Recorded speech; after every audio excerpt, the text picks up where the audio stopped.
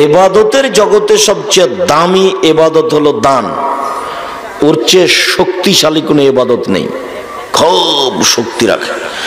ব্যতিক্রম শক্তি ক্ষমতাধর এবাদত হলো দান, খুব পাওয়ারফুল এবাদত, সবকিছু ঠেকিয়ে দিতে পারে।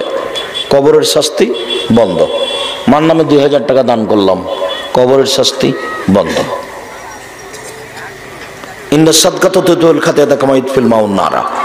দান মানুষের পাপকে মিটিয়ে দেয়, পানি যেমন আগুনকে নিভিয়ে দেয়। তো 50,000 টাকা দান করলেন, কিন্তু সালাত নামাজ নেই, এখন এটা কি হবে? কেটে দেবেন। বুঝাতে পারি না মনে হয় ভালো করে। রমজান মাসের রোজা সেম একটা দামি ইবাদত, আল্লাহকে সন্তুষ্ট করার সবচেয়ে বড় মাধ্যম। রমজান মাসের সেম রোজা রাখে কিন্তু নামাজ পড়ে না, তবে তারাবি পড়ে। এটা ভুল হিসাব। তারাবি তো নফল জিনিস, পড়লেই কি আর না পড়লেই, পড়লে নেই কি না পড়লে নেই। আর রমজানের সেম তো ফরজ, জরুরি ইবাদত। আপনি এখন ওটা করেছেন কিন্তু নামাজ পড়েননি, তাহলে রমজানের রোজা সিয়ামটাকে আল্লাহ কি করবেন? কেটে দেবেন।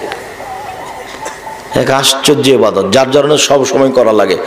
ওযু করে নামাজ পড়তে হবে, পানি নেই, তাই মুখ করে পড়ো, বলে মাটি নেই, এমনিতেই পড়ো। কেবলার দিকে মুখ করে নামাজ পড়তে হয়, পশ্চিম বোঝা যায় না, এমনিতেই পড়ো। দাঁড়িয়ে থেকে সালাত আদায় করতে দাঁড়িয়ে থাকা যায় না, বসে থেকে পড়ো, বসে থেকে পড়া যায় না, শুয়ে থেকে পড়ো। পরিষ্কার কাপড় পরে নামাজ পড়তে হয়, পরিষ্কার নেই, তো যে কাপড়ে পেশাব পায়খানা লেগে আছে সেটা পরেই পড়ো। বলে একটা নয়, উলঙ্গ হয়ে আছি, ওভাবেই পড়ো।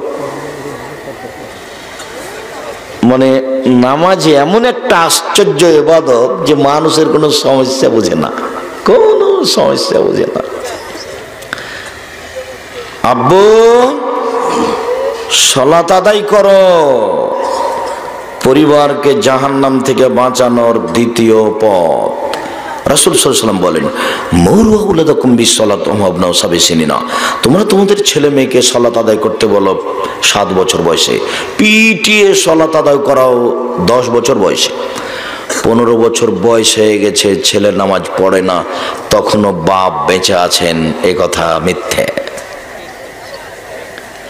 বাপ আছেন, ছেলে নামাজ পড়ে না, এটা হতে পারে না, এটা অসম্ভব। 2 3 ইকরাহুল কালামা বাদাল ইশায়ে, ইকরাহুল কালামা বাদাল ইশায়ে ওয়া ইকরাহুন নাওমা ক্বাবলাল ইশায়ে। আল্লাহর নবী এশার সালাতের পরে ঘুমানোকে অপছন্দ করতেন, এশার সালাতের আগে ঘুমানোকে অপছন্দ করতেন, ঘৃণা করতেন। আর এশার সালাতের পরে কথা বলাকে ঘৃণা করতেন। বাপ মায়ের জন্য পরিবারের উপরে জরুরি কাজ, এশার সালাতের পূর্বে কেউ ঘুমাতে পাবে না, এশার সালাতের পরে কেউ গল্প করতে পাবে না। রাত 12টার সময়তে ছেলে আড্ডা পিটে কোথা থেকে আসলো, তখন মায়ে বলছেন, আব্বু আব্বু আব্বু তোমার জন্য খানা পানি শোকেজে সাজিয়ে রেখেছি, আব্বু তুমি খেয়ে নাও। মা একবার বলল না যে তুই কোথায় গেছিলি এত রাত্রে কেন? জি না, ও বাপ মা নয়, ওর বাপ ওর বিবাহ দিয়েছে, বউয়ের কাছে গেছে, তাই ছেলে হয়ে গেছে, ও এমনিতেই বাপ হয়েছে, ও নিজে জানে না কিভাবে বাপ হওয়া লাগে। মায়ে বাপে বিবাহ দিয়েছে, বেটির স্বামীর কাছে গেছে, তাই বাচ্চা হয়েছে, এই জন্য মা। আসলে মা কাকে বলে তার জানা নেই। কয়েক মিনিট পরে আপনাকে আমি বাপ মা দেখাচ্ছি, বাপ মা কাকে বলে। আপাতত এইখানে রাখলাম 3 নম্বর স্তরে, যে বাপ মা বেঁচে থাকলে ছেলে মেয়ে এশার সালাতের পূর্বে ঘুমাতে পাবে না, আর এশার সালাতের পরে ছেলে মেয়ে গল্প করতে পাবে না, আড্ডা পিটতে পারে না, দোকানে বসে গল্প গুজবে লিপ্ত হতে পারে না, টিভি নিয়ে বসে দিন কাটাতে পারে না। 4 রাসূল সাল্লাল্লাহু আলাইহি সাল্লাম বলেন, মান কানাত লাহু ওয়ালিদা ফাআল্লামাহা ফাহসানা তালিমাহা ওয়াদাবাহা ফাহসানা তাদিবাহা ফালাহু আজরান।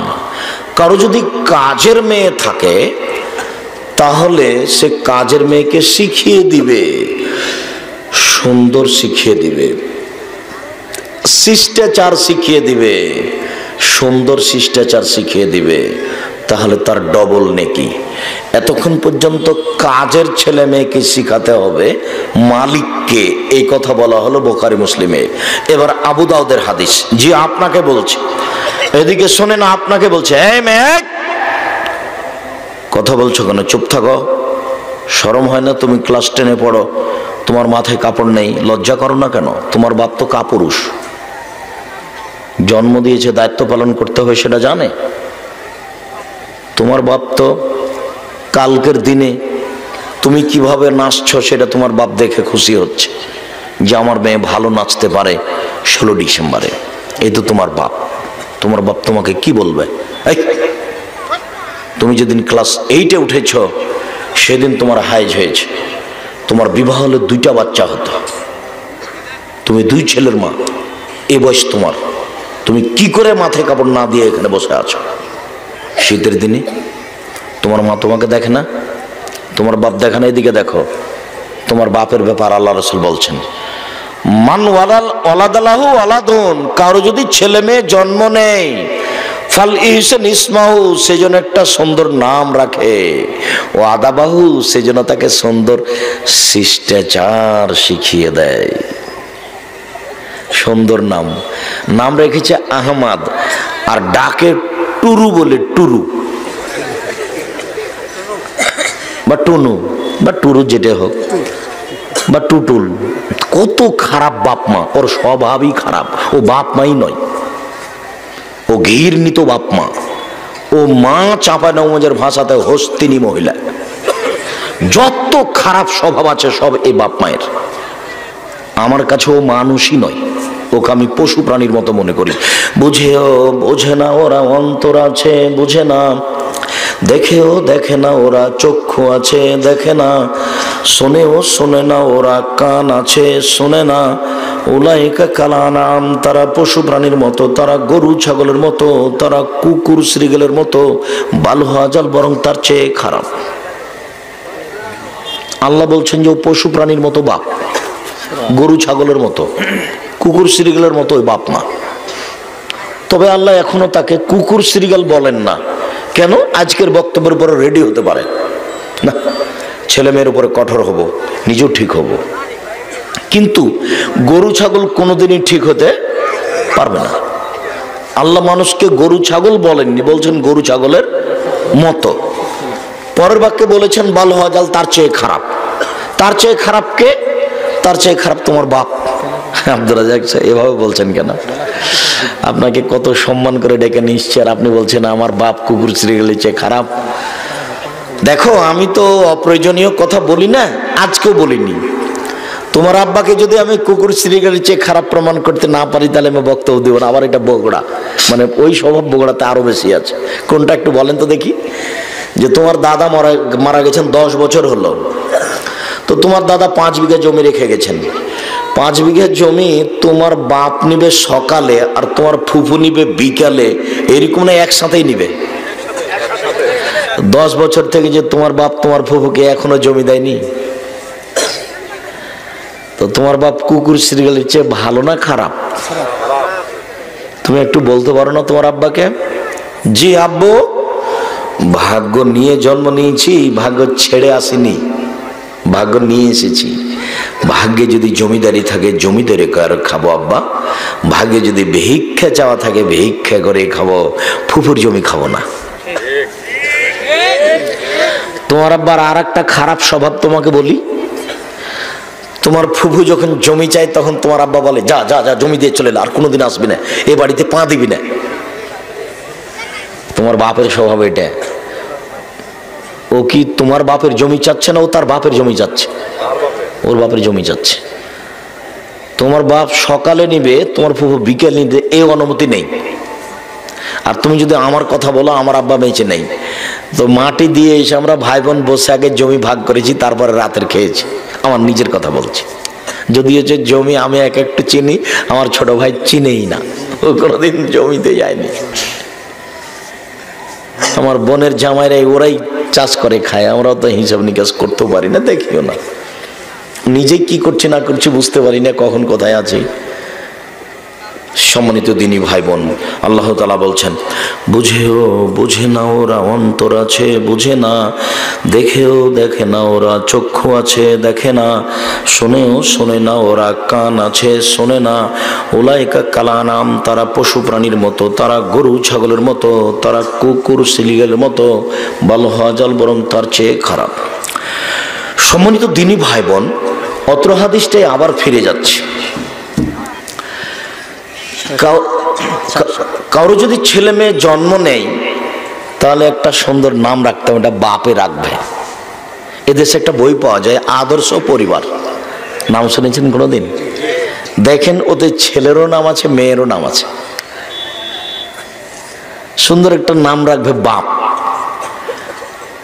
খবরদার ওই নামের সাথে আর কোনো ডাক নাম থাকবে না। আর আজ থেকে, এখন থেকে একবারে কান ধরে এরকম ভাবে বলেন, আস্তাগফিরুল্লাহ ওয়া আতুবু ইলাইহি, আমি আল্লাহর কাছে ক্ষমা ভিক্ষা চাই, তার কাছে ফিরে যেতে চাই। আর জীবনে কোনোদিন আমার ছেলে মেয়ের কোনো ডাক নাম ধরে ডাকবো না, ডাক নাম ধরে ডাকবো না, যেটা রেখেছি সেটাই ধরে ডাকবো। আর ছোট্টটুকু বলবেন, ছোট্ট ছোট্ট করে। কালকে এক বিবাহের অনুষ্ঠানে ছিলাম, তো নামই হচ্ছে এক লাইন, তো আগে পিছে সব কাটে দেয়া বললাম যে শাহজাদি, বাস ওইটুকু দিয়ে পড়ানো হবে। আপনারা আবার বলিয়েন না যে বিবাহ হয়নি। আর মেয়ের কাছে বিবাহ পড়ানো হবে না, মেয়ের কাছে বিবাহ পড়ানো চিরদিনের জন্য ঢাকাতে হারাম ঘোষণা করলাম।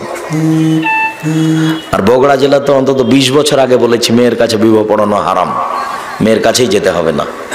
মেয়ের বাপ এসে বলবে যে আমার মেয়ে বিবাহতে রাজি, খুতবা পড়ার পরে মেয়ের বাপ বলবে আমার মেয়ে এত নগদ এত বাকিতে তোমার সাথে বিবাহ বন্ধনে আবদ্ধ হতে রাজি, তুমি তাকে স্ত্রী হিসেবে কবুল করো। ও বলবে কবুল করলাম, হয়ে গেছে, দুজন সাক্ষী, এর নাম বিবাহ। সম্মানিত দিনী ভাই বোন, শিষ্টাচার শিখিয়ে দিল। শিষ্টাচার তাহলে বাপ মাকে শিখিয়ে দিতে হবে। এখন বাপ মা শিষ্টাচার জানে কি না সেটা ব্যাপার। এখানে আরেকটা হাদিস বলে নি, তারপরে এখানে দুটা কথা বলে সামনের দিকে যাব। যে হাদিসটি বুখারী মুসলিমের প্রায় জায়গাতে বলে থাকে, আবু মুসা আশারী রাদিয়াল্লাহু তাআলা আনহু, জাবের রাদিয়াল্লাহু তাআলা আনহু বলেন, আমরা একদা রাসূলের সাথে যুদ্ধ করে মদিনায় ফিরছিলাম। আমরা মদিনায় ঢুকবো, এরকম সময় আল্লাহ রাসূল বলেন, এই তোমরা থামো, এই তোমরা এখানে থাকো, সকালে মদিনায় ঢুকবো। তো আমি জাবের বললাম, আল্লাহর নবী, আমি নতুন বিবাহ করেছি, আমাকে বাড়ি যেতে অনুমতি দেন। তখন আল্লাহ রাসূল একটু হাসি মুখে বলছেন, বিকরা নাম সাইয়্যিব।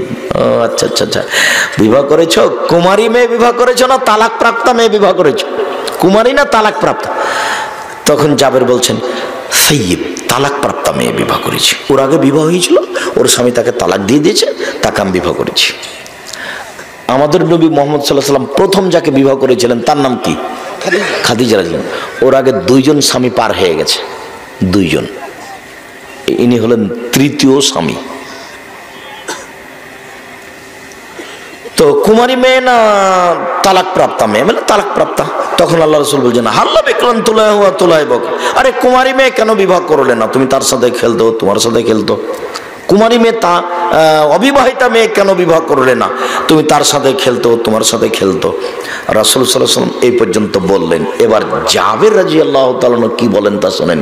এবার জাবের বলছেন, আল্লাহ রাসূল শুনেন, আমার আব্বা উহুদের যুদ্ধে শহীদ হয়েছেন 6 জন মেয়ে রেখে। আমার বাপ উহুদের যুদ্ধে মারা গেছেন 6 জন মেয়ে রেখে। আমার 6 জন বোন আছে।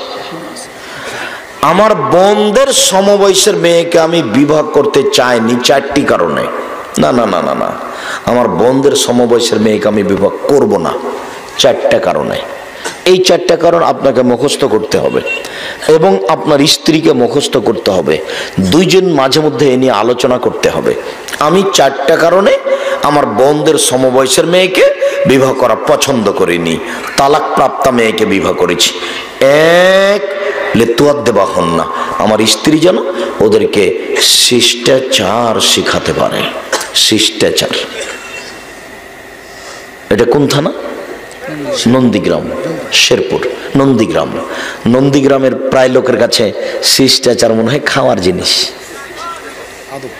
আপনারা এইসব কি মনে করেন আমরা শিক্ষিত মানুষ, বগুড়া জেলায় নন্দীগ্রামই সবচেয়ে আগে আছি, আপনার হয়তো বা জানা নেই। আমিও বলছি আচ্ছা ঠিক আছে, তাই হলো।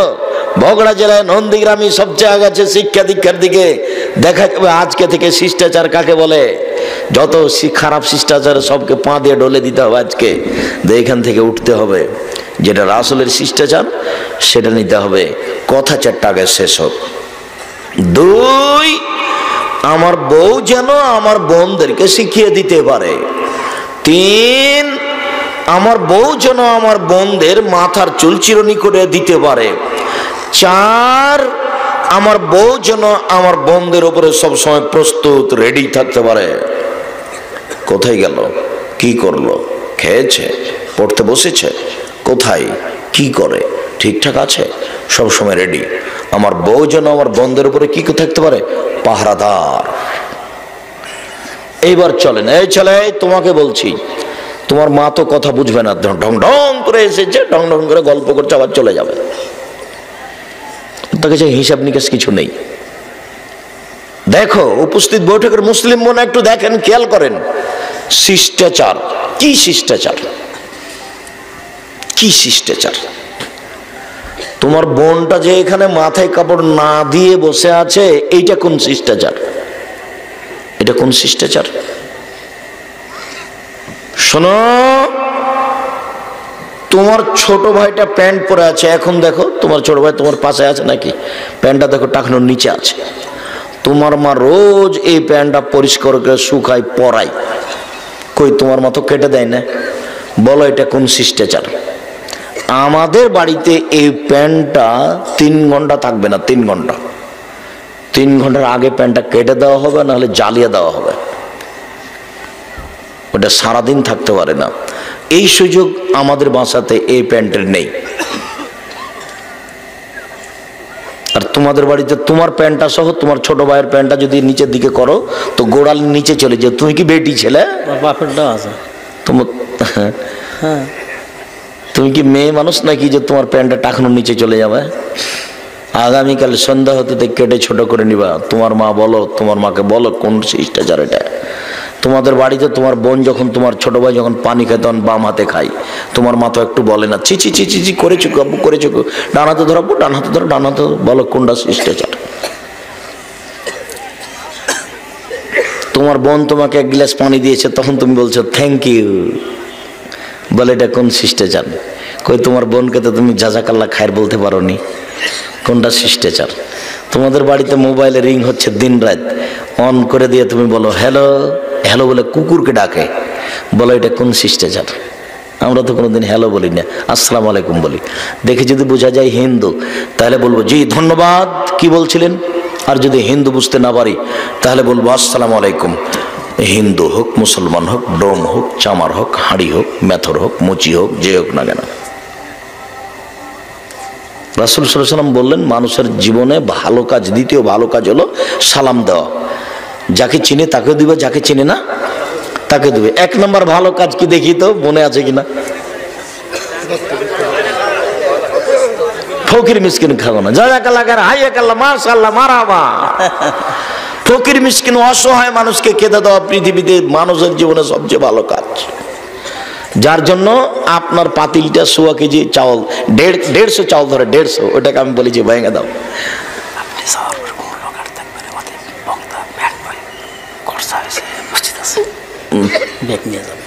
তোমার মায়ের ভাতের পাতিলটা ছিল 1.5 কেজি, 5 কেজি চাউলের, এত বড়টা।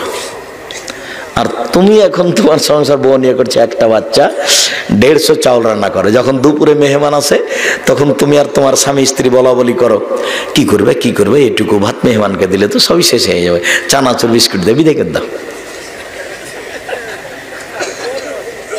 আমি বলেছি আপনাকে আপনাকে ফিরে যেতে হবে আপনার মায়ের স্বভাবে, বাপের স্বভাবে। আপনার বউকে ফিরে যেতে হবে আপনার মায়ের স্বভাবে,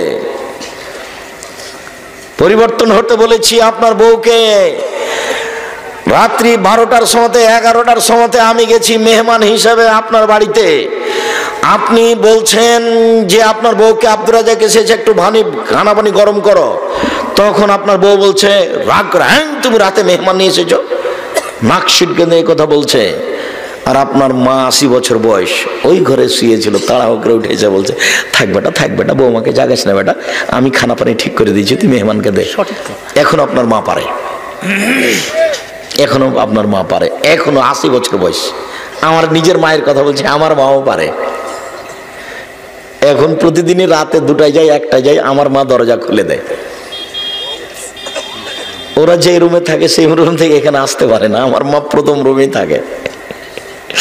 এ বলে বইয়ের নিন্দা করিনি, এরা খুব মানে শক্ত মহিলা আর কি। আব্দুল্লাহর আম্মা খুব কঠিন মহিলা। ওই যে বলা আছে 3 মাস বাড়িতে থাকার পরে যদি পর্দার ব্যতিক্রম দেখা যায়, জাতির সামনে কথা বলবো না। ওটা তো সাধারণ কথা নয়। আমার মা বাড়ির নাম দিয়েছে মেহমানখানা, তার মানে যতবার মেহমান আসবে ততবার রান্না করতে প্রস্তুত। সুবহানাল্লাহ। আর গভীর রাতে আব্দুল্লাহের মা আমার জন্য ভাত ল্যাপের নিচে রেখেছে, খেতে দিবেন আমাকে, সেই জন্য বক্তব্য শেষে বলছে গরম ভাত আছে। আমার মা গরম ভাত রেখেছে, কি করে মানে ল্যাপের নিচে রেখেছে। ল্যাপের নিচে রাখলে শীতের দিনে যেহেতু গরম থাকে, এটা আমি বুঝতে পারিনি। ঠিকই দেখছি যে ভাত গরম আছে। আল্লাহ রহম করো, আল্লাহ মাগফিরাল্লাহ, আল্লাহ তুমি ক্ষমা করো তাকে, তুমি তার কবর প্রশস্ত করো, তুমি তার কবরকে আলোকিত করো, তুমি তাকে জান্নাতবাসী করো। আলেম ওলামাকে ভালোবাসতেন, মেহমান ভালোবাসতেন। মধ্যখানে কথাটা আসলো সেই জন্য আপনাকে বলে রাখলাম।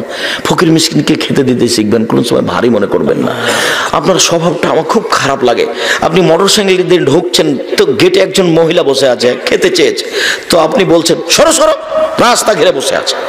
চট করে আপনার মা দেখে নিয়েছে, থাক বেটা, একটু মেহমানকে একটা ফকিরকে ওরকম করিস কেন বেটা, একটু সরতে বললেই তো হয়, ও একটু খেতে চেয়েছে তো আমি ওকে খেতে দিচ্ছি। আপনার মা এভাবে বলছেন আর আপনি এভাবে বলছেন। আপনার মা পারেন, আপনি কেন পারবেন না? চাউল কেন কম রান্না করবেন? আপনাকে যে আমি বলেছি 1/2 কেজি 3 কেজি চাউল রান্না করবেন, সারাদিন আপনারা খাবেন, মেহমানে খাবে, রাতে গরুতে খাবে। চাউল কেন আপনি 150 রান্না করলেন না? পাতিল কেন আপনার এত বড়টা? দেখে আমাকে শরম লাগে যে এই পাতিল কেন। ভাত বেশি করে রান্না করবেন, গরুতে খাবে রাতে। সম্মানিত দিনী ভাই বোন, বলছিলাম রাসূল সাল্লাল্লাহু আলাইহি ওয়াসাল্লাম বললেন 4টে জিনিস শিষ্টাচার। বাড়িতে সালাম দিয়ে ঢুকতে হবে। আপনারা যখন বাড়িতে ঢোকেন তো সালাম দেন কি দেন না? গরুটা গাভীটা যখন আপনাদের গোহালে যায়, গরুটাকে বাহির থেকে খুলে গোহালে নিয়ে যাচ্ছেন, তখন কি গরুটা সালাম দেয়? তো আপনি যখন ঢোকেন আপনি কি সালাম দেন? না। তাহলে গরু আর আপনি একই। বুঝে না ওরা অন্তর আছে, বুঝে না, দেখেও দেখে না ওরা চক্ষু আছে, দেখে না, শোনেও শোনে না ওরা কান আছে, শোনে না। উলায়েকা কালানাম, তারা পশু প্রাণীর মতো, তারা গরু ছাগলের মতো, তারা কুকুর সিরগালের মতো, বালহাজাল, বরং তার চেয়ে খারাপ। এখনো আল্লাহ আমাকে গরু বলেননি কেন? গরু গাভী কোনোদিনই সালাম দিতে পারবে না, আর আমি আজ থেকে সালাম দিতে পারবো। শিষ্টাচার। 2, আমার বউ যেন আমার বোনদেরকে শিখিয়ে দিতে পারে। কি শিখাবে? আমার বউ যখন আমার বোনদেরকে সকাল করাবে তো আমার ছোট্ট বোনটাকে কোলে নিয়ে বলবে, আমি বলো আলহামদুলিল্লাহিল্লাযী আহয়ানা বা'দা মা আমাতানা ওয়া ইলাইহিন নুশুর।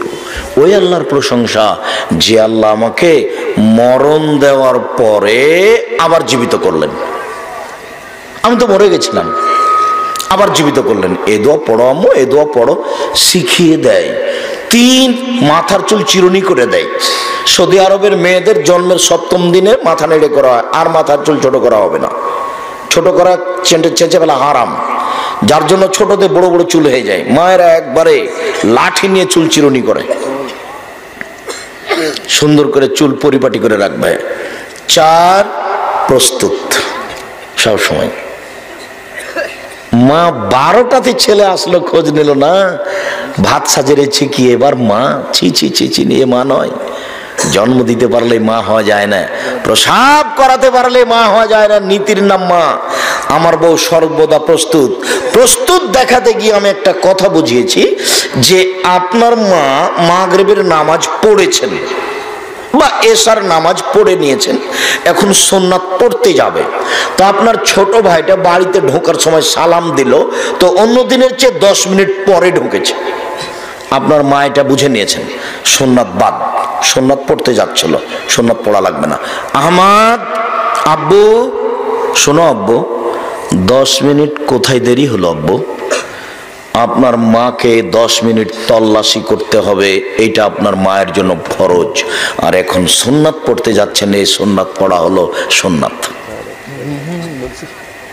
আমি যদি বুঝাতে না পারি আমি অক্ষম, আমি বুঝাতে পারলাম না। মা মানে সবসময় রেডি, পাহারাদার। ছেলে মেয়ের উপরে মা কি পাহারাদার। 10 মিনিট লেটে বাড়িতে ঢুকেছে, আপনার মা এখন সুন্নাত পড়তে পাবে না। ছেলের 10 মিনিট আগে খুঁজবে, তল্লাশি করবে। তারপরে ক্লাস 10-এ পড়ে মেয়ে, প্রতিদিন 2টার সময়তে আসে, আজ 2:30টায় এসেছে, না তল্লাশি চালাতে হবে। মেয়ে কেন 2:30টায় আসলো? আসার সাথে সাথে দেখবেন বইখান রাখার পরে একটু কেন জানি কেমন কেমন করে, আনছান আনছান করে, মানে আরেকজনের সাথে কথা হয়ে গেছে, চলে যাবে। মা দেখলে বুঝতে পারবে, মা বুঝবে কখন? মা যখন আছে কি পাহারাদার। আপনি আমাকে বুঝাতে পারেনি সম্মানিত দিনী ভাই বোন, আপনাকে আমি অনুরোধ জানাচ্ছি, পরিবার সুন্দর করার জন্য প্রাণপণে চেষ্টা করুন। সম্মানিত দিনী ভাই বোন, রাসূল সাল্লাল্লাহু আলাইহি সাল্লাম বলছেন, জালিসুস সালেহ জালিসুস সুয়ে, খারাপ বন্ধু আর ভালো বন্ধু। খারাপ বন্ধু যদি হয় তাহলে হলো কামার কর্মকারের মতো, আর ভালো বন্ধু যদি খারাপ বন্ধু যদি হয় তাহলে কর্মকার কামারের মতো, আর ভালো বন্ধু যদি হয় তাহলে আতরওয়ালার মতো। কারো বন্ধু যদি আতরওয়ালা হয় তাহলে আতর তাকে এমনিতেই দিবে, নইলে তার কাছে কিনে নিবে, নইলে তার পাশে বসে থাকলে আতরের গন্ধ পাবে। বন্ধু যদি ভালো হয় তাহলে ওর ভালো প্রতিক্রিয়ার ভিতরে আসবেই। আল্লাহ রাসূল বলছেন, ভালো বন্ধু আতরওয়ালার মতো, ভালো বন্ধু আতরওয়ালার মতো। আতরওয়ালা আতর তাকে এমনিতেই দিল, নইলে বন্ধু কিনে নিল, নইলে পাশে থেকে আদরের সুগন্ধি পেল। বন্ধু যখন ভালো হবে ছেলে কিছু ভালো হবেই। বন্ধু যদি খারাপ হয়, বান্ধবী যদি খারাপ হয়, তো ও হয়ে গেল কামারের মতো। কামারের পাশে বসে থাকলে কোনো সময় আগুন এসে ছিটকে কাপড় জ্বলে যেতে পারে, অথবা কামারের পাশে বসে থাকলে নাকে মুখে ধোঁয়া লাগতে পারে। কামারের পাশে বসে থেকে নাকে মুখে ধোঁয়া লাগবে না, এই কথা যেমন মিথ্যে, আপনার মেয়ের বান্ধবী খারাপ আপনার মেয়ে খারাপ হবে না, এই কথা তেমনি মিথ্যে। কামারের পাশে নাকে মুখে বসে থেকে নাকে মুখে ধোঁয়া লাগবে না, এই কথা যেমন মিথ্যে, আপনার ছেলের বন্ধু খারাপ আপনার ছেলে খারাপ হবে না, এই কথা তেমনি মিথ্যে। সঙ্গদোষে লোহা ভাসে, এখন শেষ হাদিসটা বলতে যাচ্ছি। সঙ্গদোষে লোহা ভাসে চাঁপাইনবাবগঞ্জের ভাষা। 2 জন বোন একসাথে জন্ম নিয়েছে, খালেদা আর হামিদা। খুব সুন্দরী, ভদ্র, নম্র, একসাথে চলে, একসাথে থাকে। মাস্টার ডিগ্রি পাস করেছে, বাপের একবারে চোখ লাগা মেয়ে, খুবই সুন্দরী, খুবই ভদ্র, খুবই নম্র। 2 বোন। তো একজনের বিবাহ হয়েছে আওয়ামী লীগ লোকের সাথে, আর একজনের বিবাহ হয়েছে বিএনপি লোকের সাথে। এরা আর আপোষে কথা বলে না। বুঝাতে পারিনি মনে হয়। ও 2 জনের স্বামী 2 রকম, যে তাদের প্রতিক্রিয়া এদের ভিতরে চলে এসেছে, ওটা আসবেই। রাসূল সাল্লাল্লাহু আলাইহি সাল্লাম বলেন, কুল্লু মাউলুদিন ইউলাদুল ফিতরা, প্রত্যেকটা ছেলে মেয়ে ইসলামী ধারণ ক্ষমতা নিয়ে জন্মগ্রহণ করে। প্রত্যেকটা ছেলে দাড়ি ছাড়তে পারবে, মোচ কেটে দিতে পারবে, টাকনুর উপরে প্যান্ট রাখতে পারবে, এটা প্রত্যেকটা ছেলে পারবে। তো মোচ বড় রেখেছে কেন, দাড়ি চেঁচেছে কেন? ওর বাপ চাঁচতে বলেছে জন্য। বাপ বুঝতে পারেনি বাপ কাকে বলে। মেয়েটা এখানে মাথায় কাপড় দিয়ে নেই কেন? মেয়েটা এভাবে নগ্ন স্কুল কলেজে যায় কেন? মেয়েটা ঢং ঢং করে সবার সামনে মোবাইলে প্রেমের গল্প করে কেন? ওর মা করতে দেয় সেই জন্য। এখন ওর মাথায় কাপড় নেই, ওর মা খারাপ, মেয়েটা খারাপ নয়। রাসূল সাল্লাল্লাহু আলাইহি ওয়াসাল্লাম বলছে সবাই ইসলামী ধারণ ক্ষমতা নিয়ে জন্মগ্রহণ করে, ফাবু ইউহাবেদানিহি, তার বাপ মা তাকে ইহুদি করে দেয়, ইউনাসরানিহি, তার বাপ মা তাকে খ্রিস্টান করে দেয়, তার বাপ মা তাকে আগুন পূজক করে দেয়। বাপ মা যেইভাবে গড়ে তোলে ছেলে মেয়ে সেইভাবে গড়ে ওঠে। তাই রাজশাহী চাঁপাইনবাবগঞ্জের ভাষায় বাপ যেমন বেটা তেমন, মা যেমন বেটি তেমন। তাই রাজশাহী চাঁপাইনবাবগঞ্জের ভাষায় সঙ্গ দোষে লোহা ভাসে। লোহা যদি পানিতে ছেড়ে দেন ডুবে যাবে, লোহা যদি কাঠের সাথে লাগিয়ে দেন এখন ভাসবে। তো লোহা এখন ভাসছে কেন? কাঠের সাথে লেগে আছে সেই জন্য। আপনার মেয়ে ভালো হলো কেন? মা যে খুব কঠোর, একটু খালি বাইরে গেছিল মাথায় কাপড় না দিল তো দাঁত ভেঙে দেবো তোর। কোনো সময় যদি তোকে দেখতে পাই মাথায় কাপড় না দিয়ে বাইরে যাও, পিঠের চামড়া তুলে দেবো একবারে। একদিন মা বললে তো আর 15 দিন কিছু হবে না, আর একদিন যদি আপনি বলেন 6 মাস পরিবর্তন হবে না, রেডি হয়ে থাকবে। তো আপনি যেমন একজন কাপুরুষ নিজেকে মনে করছেন, আপনার স্ত্রী তেমন। সংসার কিভাবে চলবে? আপাতত আজকের মতো এই পর্যন্ত বলে কি জি তো সম্মানিত দিনী ভাই বোন, আপনাদের সকলকে আমি যাওয়ার সময়তে মসজিদের জন্য এবং খরচ আছে তারা দাবি জানিয়েছে, ছেলেরা হয়তো আপনাদের কাছে যাচ্ছে, সবাই যার যতটুকু সম্ভব 10 টাকা হোক, 5 টাকা হোক, 50 টাকা হোক। আর আমি আপনাদেরকে প্রথমে অনুরোধ জানিয়েছি যে মন খারাপ করবেন না, এটা তাকদির। আমি হয়তো আবার কিছুক্ষণ কথা বলতাম, হয়তো বা আধ ঘন্টা বলতাম, এখন আমি চলে যাচ্ছি। সকল দিনই ভাই বোনকে স্টেজ থেকে বইগুলি সংগ্রহ করতে বলছি, আর সম্ভবপর সহযোগিতা করার জন্য বলছি। আপনাদের কাছে সবাই যাচ্ছে ব্যাগ নিয়ে, যার যতটুকু সম্ভব। কেউ ফিরিয়ে দিবেন না, তোমরা নেমে যাও, কেউ ফিরিয়ে দিবেন না। আর সবাই স্টেজ থেকে বইগুলি সংগ্রহ করবেন। বিশেষভাবে তাওজিহুল কোরআন, যেটা তাফসির, বিশেষভাবে দেখবেন একটা বইয়ে 42টা সহিহ হাদিস আছে হাত তুলে দোয়া করার। এছাড়া আপনার ওই আদর্শ পরিবার, আদর্শ নারী, কে বড় ক্ষতিগ্রস্ত, কে বড় লাভবান, সমস্ত বইগুলিকে সংগ্রহ করার জন্য অনুরোধ জানাচ্ছি। আর আমাদের ছেলেরা বিভিন্ন দিক থেকে তোমরা নামও, সম্ভবপর কেউ না দিয়ে যাবেন না। আপনার কাছে আসছে, আপনি 10টা টাকা হলো দিয়ে যাবেন। আর মসজিদটা এখনো কাজ বাকি আছে। কেউ যদি 5,000, 10,000, 20,000, 50,000 দিতে পারেন, তাহলে মসজিদটাতে দান করে মসজিদটাকে তৈরি করার চেষ্টা করেন। আর জামিয়া সালাফিয়া ডাঙ্গিপাড়া পাবা রাজশাহী, জামিয়া সালাফিয়া রূপগঞ্জ নারায়ণগঞ্জ ঢাকার জন্য দোয়া করবেন। আর ওই জামিয়া সালাফিয়া ভর্তির তারিখ 1 জানুয়ারি। এদেশে উন্নত মানের শিক্ষার ব্যবস্থা হচ্ছে। জামিয়া সালাফিয়া ডাঙ্গিপাড়া পাবা রাজশাহী, জামিয়া সালাফিয়া রূপগঞ্জ নারায়ণগঞ্জ ঢাকা। ভর্তির তারিখ 1 জানুয়ারি। জানুয়ারির 1 তারিখ, ডিসেম্বরের 1 তারিখ থেকে ফর্ম বিতরণ করা হচ্ছে। হাজিগণ হজ করতে গিয়া আসওয়াদ পাথরে ইয়াসরাই চুমা দেই, ইশারায় চুমা দেই, তা হাদিস সম্মত কি? জি, ইশারায় চুমা দেয়। তা আল্লাহ রাসূল বলেছেন, ওই দূর থেকে বলবে আল্লাহু আকবার, এটাই চুমা দেওয়া। পাথরে তো চুমা দেওয়া কয়জন? 5,000 মানুষ থাকলে চুমা দিতে পারবে না, সেখানে 50 লক্ষ মানুষে কেমনে চুমা দেয়? জি, ওই সামনে গিয়ে, হাজরে আসওয়াদের সামনে গিয়ে আল্লাহু আকবার। সকল দিনী ভাই বোনকে আমি সহযোগিতা করার অনুরোধ রেখে বইগুলি যার যেটা সম্ভব, কেউ তাফসির কি মিথ্যা হতে পারে, ব্যতিক্রম বই। আর দোয়ার বই তো জানছেন 42টি সহিহ হাদিস আছে, খালি হাত তুলে দোয়া করার। আদর্শ পরিবার, আদর্শ নারী বইগুলি সংগ্রহ করার অনুরোধ রেখে আপাতত আজকের মতো আমার পক্ষ থেকে আলোচনা এখানে শেষ করলাম। সুবহানাকাল্লাহুম্মা ওয়া বিহামদিকা, আশহাদু আল্লা ইলাহা ইল্লা আনতা, আস্তাগফিরুকা ওয়া আতুবু ইলাইক।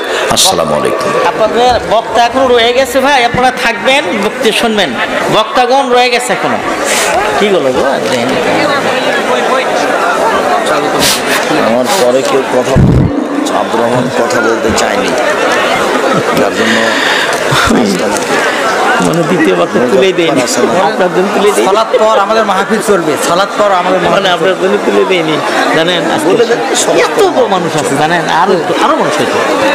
এই ঘটনাটা ভাই শোনেন, আপনারা সবাই জানেন না, বক্তা আছে এর পরে সামনেবার একটা সময় দেবেন, ওই দিন মনে রাখবেন যে ওই দিন এখানে সারা রাত্রি সময় দেবেন আপনাদেরকে ইনশাল্লাহ। এবং ওনার ছেলেও আসবেন, ওনার ছেলে কিং সৌদিয়াতে চান্স পাইছে বাংলাদেশে 2 জন, তার মধ্যে ওনার ছেলে, এই জন্য আসতে পারলেন না, জরুরি কাজে ব্যস্ত আছেন। সামনেতে ইনশাল্লাহ ওনাকে আমরা নিব, ইনি থাকবেন ইনশাল্লাহ।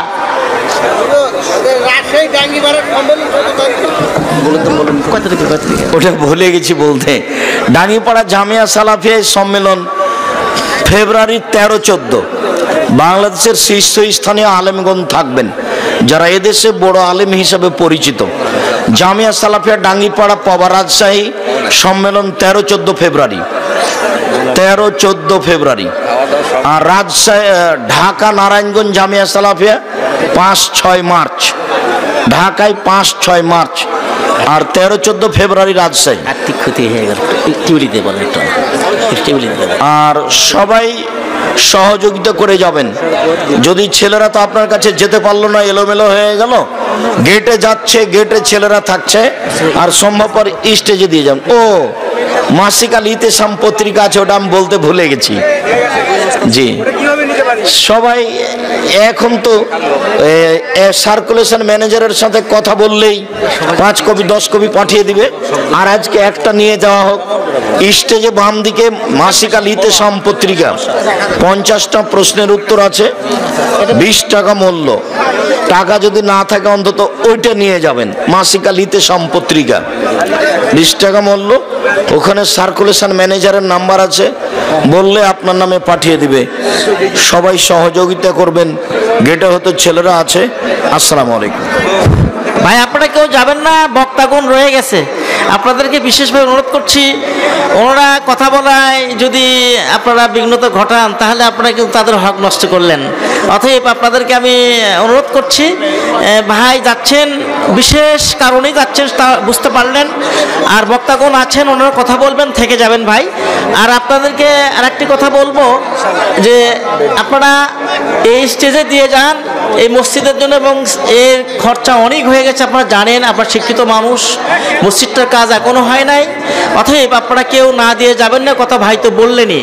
অতএব আপনাদের কাছে অনুরোধ জ্ঞাপন করছি, সুনির্বন্ধ অনুরোধ জ্ঞাপন করছি, কেউ খালি হাতে যাবেন না। 10, 20, 50, 100, 20, 1000 আমি কি বলবো বলেন দেখি। আমি একজন ছোটখাটো বক্তা মানুষ, কিন্তু বলার আমার স্পিকিং হারিয়ে গেল। কারণ আপনারা এমনভাবে উঠে পড়ছেন যে আপনাদেরকে আর পরিবেশ নেই কথা বলার। আমি যদিও এখানকার লোকজন হতভাগে সভাপতিত্ব দায়িত্ব দিয়েছেন, আমি আল্লাহর কাছে কৃতজ্ঞ লাভ করছি এবং তাদের জন্য দোয়া করছি। এর সাথে আপনাদের সকলকে দোয়া করছি যারা এখানে আসছেন অত্যন্ত কষ্ট করে, যে কষ্ট করেছেন যে এই রাত্রিতে কেউ আসেন না, সন্ধ্যায় কেউ আসেন না, অভ্যস্ত হলো এসে সালাত করে আসেন, কিন্তু আপনারা এসেছেন এর জন্য অত্যন্ত খুশি এবং আপনাদের জন্য প্রাণঢালা দোয়া করছি। এবং আপনারা থেকে যাবেন, আপনাদেরকে আবারও উপস্থাপনা করব বক্তাদেরকে।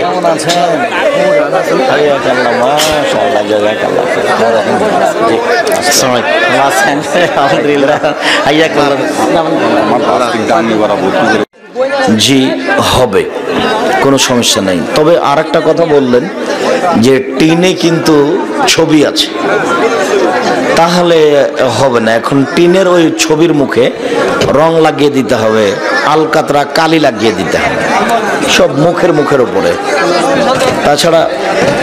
তাছাড়া এখানে সলাত আদায় করা হবে না। এত লোক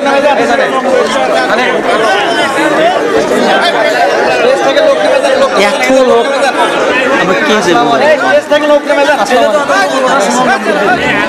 সময় করে আসতেন, খেল দেখতেন সামনে তা।